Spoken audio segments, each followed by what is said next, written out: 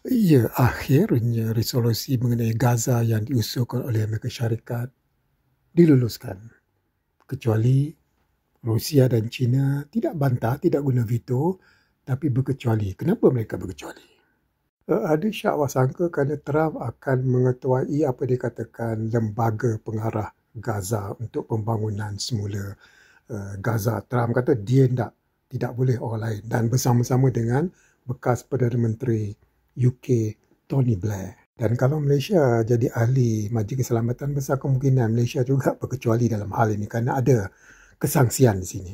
Sebab kita tak percaya dengan Trump ni. Dan yang kedua adalah yang paling berat lagi, penubuhan pasukan pengamanan Stabilization Force yang mana perlu mendapat persetujuan Israel.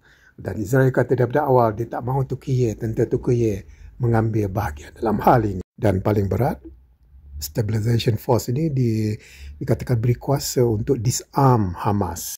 Dan Hamas tak bersetuju selagi penyelesaian dua negara, iaitu negara Palestin yang merdeka, tidak wujud. Mustahil Hamas letak senjata.